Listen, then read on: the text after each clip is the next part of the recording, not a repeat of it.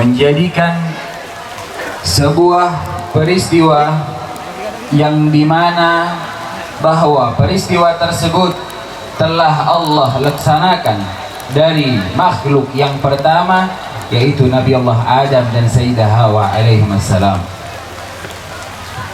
Di dalam sebuah pernikahan, di dalam sebuah ikatan di mana Allah Subhanahu wa taala menghalalkan segalanya yang awalnya Allah mengharamkannya, namun setelah terjadinya akad Allah Subhanahu wa taala mengubahnya menjadi sebuah ibadah.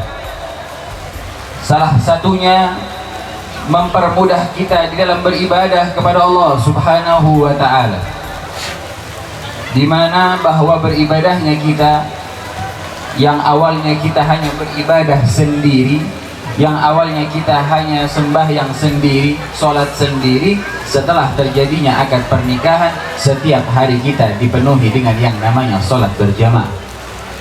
Sehingganya di dalam ibadah sholat, salah satu contohnya, ibadah kita jauh lebih banyak amalnya, karena dikatakan oleh baginda Nabi Muhammad SAW bahwa sholatul fadhi, salat yang sendirian, kata baginda Nabi Muhammad, hanya satu saja pahalanya. Namun apabila mereka salat berjamaah, maka Allah lipatkan ganda pahalanya menjadi 27. Kalau makmumnya ada monki bujang, napa saya kata dia makmum gitu, montak ke masjid kan mangkana sunnah kaento, salah satu sunnah seluar biasa enalekana kita kaento melaksanakan sunnah nah sebekajeng Nabi sesetong kaento menyempurnakan, dikatakan oleh baginda Nabi Muhammad telah menyempurnakan separuh dari agamanya. Karena apa? Akabin kaento tak nantoh ibadahnya dalam bekto, sehingganya amalnya jauh lebih banyak, amalnya jauh lebih mengganda daripada amal ibadah yang lain. Contohnya mana di puasa dalam bulan Ramadan kaento nentona perak bulan Ramadan tak berpuasa dalam hari Senin kalau Kemis dalam apa jam nentona berlima bektoh engki monta asar maghrib isya subuh kalau berduhur.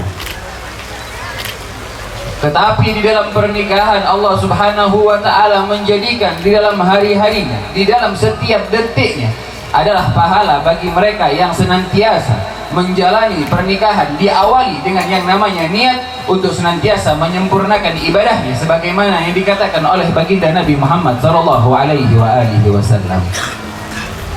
Nento orang seampun laksanaki sunnah baginda Nabi Muhammad kaento ampun banyak telah menjadi kewajiban baginya menghidupi seorang wanita yang mana kaula ingat dalam setong careta tentang Sayyidina Abu Bakar As-Siddiq, tentang carita Sayyidina Umar ibn al-Khattab radhiyallahu anhu. Pasera aseta oning Sayyidina Umar bin Khattab kaento keranga orang sangarra orang mereng kaula dari setong sahabat di dalam meriwayat kaento setong sahabat asroah dekat Sayyidina Umar karena bidina cek caremina luar biasa. Benih perak cuman samangken bebini caremi kaento. Ampon dari cuman lambak pon bede bon bebini kaento caremi.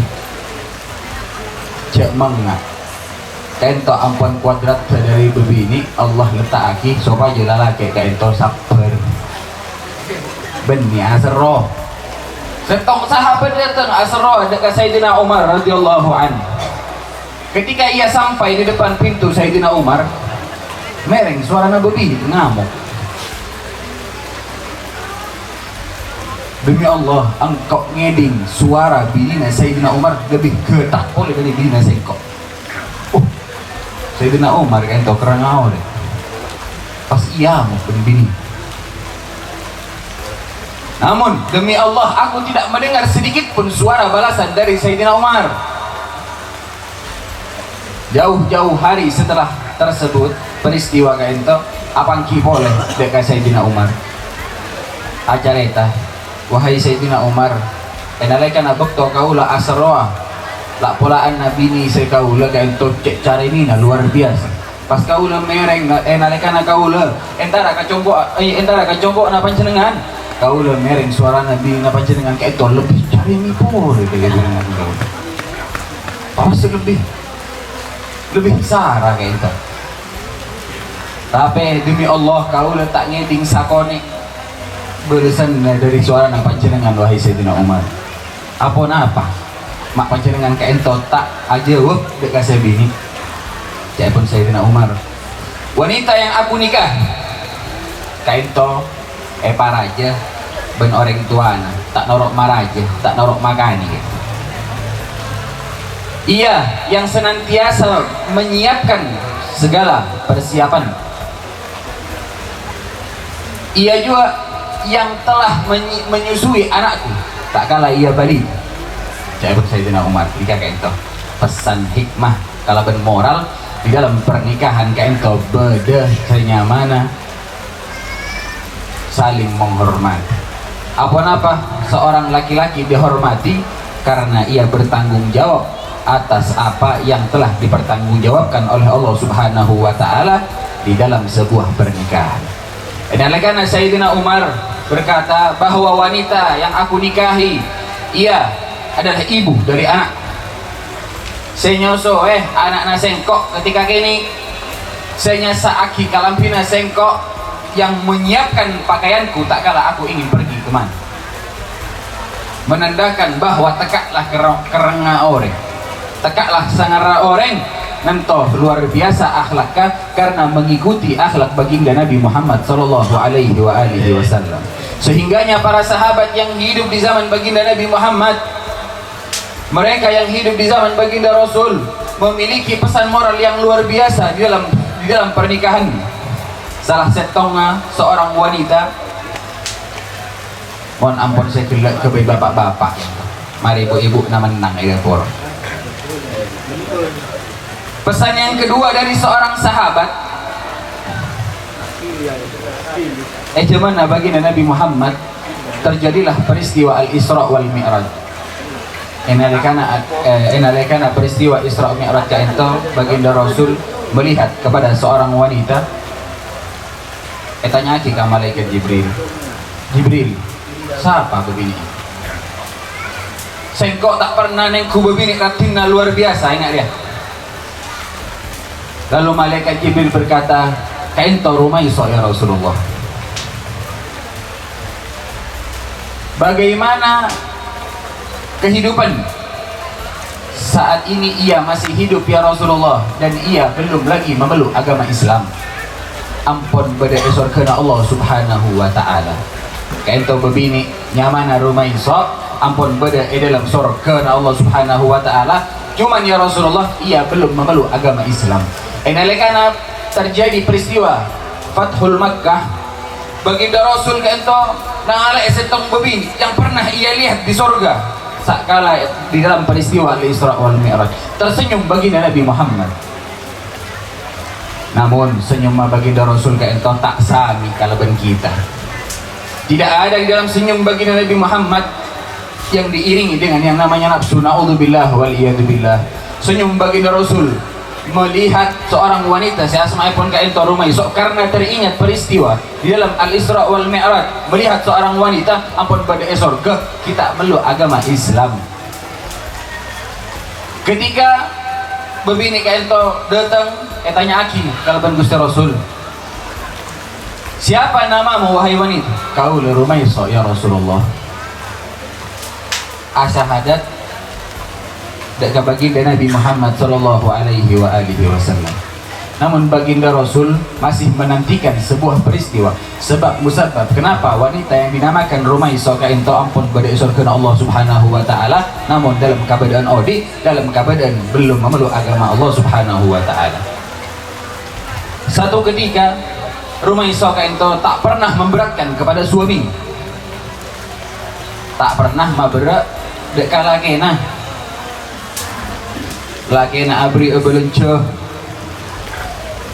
tak pernah asroh beri asokor kainto Rumaisah.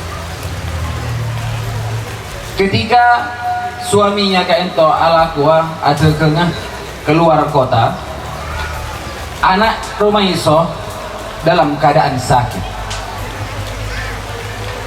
Ketika anak Rumaiso dalam keadaan sakit, suaminya mulai ragu. Ajeuleuh napa enten seragena kaento. Pergilah wahai suamiku, jawaban Rumaiso, karena anakmu juga adalah anakku. Juga bersengkok pak tepak anak kita. Ketika sang suami ampun ajalan di dalam perdagangannya, 3 hari sebelum suaminya pulang, anak ento ampun ekala ben Allah subhanahu wa ta'ala ampun tinggal umur anak 3 hari sebelum kedatangan Rumaiso. Ketika sang suami telah datang ka ento Rumaiso aden dan ka ada Asia pagi dek kala kena separak de tengah ingin menyambut suaminya dengan sesempurna dandanannya untuk suami. Kaento sunnah berdandan untuk seorang suami. Kaento termasuk juga ibadah kalaban di dalam pernikahan. Ketika sang suami kaento ampun datang, etanya ben Rumaiso, Mas mohon matur, Mas Kak panjenengan kaento terus ada napa asirama ka ada napa apa poron kagula ka ada saya gamai sengkok terus kasih buat ka ada saya bujang cepatnya serius benih bejana karena sebuah permintaan dari sang suami kaento sebuah kewajiban bagi seorang istri, maka ekalako kaento kewajiban saing kena termasuk juga di dalam ibadah dari Allah subhanahu wa ta'ala. Setelah Rumaiso dan suaminya kaento sudah melakukan sebuah kewajiban, kaento lakena aseram lastarena aseram kaento ada lastarena ada kaento toju kaduan ben Rumaiso kaento acareta kaulah mereng datang ke kaento nginjem sesuatu ben saya minta mengambil kembali sesuatu yang dipinjamkan. Apakah pantas orang yang meminjam ia marah? Lakena karena kaento sahabat baginda Nabi Muhammad sallallahu alaihi wasallam tentu mengetahui mana yang wajib dikembalikan dan mana yang tidak wajib. Tentu semua apa yang telah dipinjamkan oleh orang yang meminjamkan, ia berhak untuk mengambilnya kembali. Kalau begitu, bukankah anak kita titipan Allah subhanahu wa ta'ala? Maka Allah telah mengambilnya dari kita. Molar kaento suaminya, sang suami molar karena mereng cari tanah anak kaento ampun ekala pun Allah subhanahu wa ta'ala. Namun Rumaiso menutupinya seakan ia tak ingin berkata kepada baginda Nabi Muhammad, saya kena carita kaento eka carita kalau ben Gusti Rasul, karena molar alapor ke baginda Nabi Muhammad sallallahu alaihi wasallam. Ya Rasulullah, kaulah adik bini asma'i pun Rumaiso ya Rasulullah. Iya seperti ini ya Rasulullah, dan ia tidak menceritakan bahwa anak kita telah diambil oleh Allah subhanahu wa ta'ala. Turun malaikat Jibril mesam Gusti Rasul sallallahu alaihi wasallam. Saya pun baginda Rasul, oh jadi seperti inilah peristiwa kenapa Rumaiso telah dicatat oleh Allah subhanahu wa ta'ala di dalam surganya Allah subhanahu wa ta'ala, karena ia tak ingin sekali menyakiti hati suaminya karena kewajibannya sebagai seorang istri. Malar moga kita kaento sami-sami adu agi malar moga mempelai kaento itu diaki keluarga sesakinah mawaddah warahmah sejak telah terjadinya akad nikah. Malar moga keberkahan di dalam kedua mempelai menjadikan keluarga yang luar biasa, keluarga yang Muhammadiyah kalaban sunnah baginda Nabi Muhammad sallallahu alaihi wasallam. Malar moga juga epatetia jodoh dunia akhirat, amin Allahumma amin. Hadirin hadirat saya muliakan sareng Allah subhanahu wa ta'ala. Sakoni saya bisa kalau sampai yakin malar moga itu manfaat kita saja. Orang lebih nanya on sabora. Wabillahi taufiq wal hidayah. Assalamualaikum warahmatullahi wabarakatuh.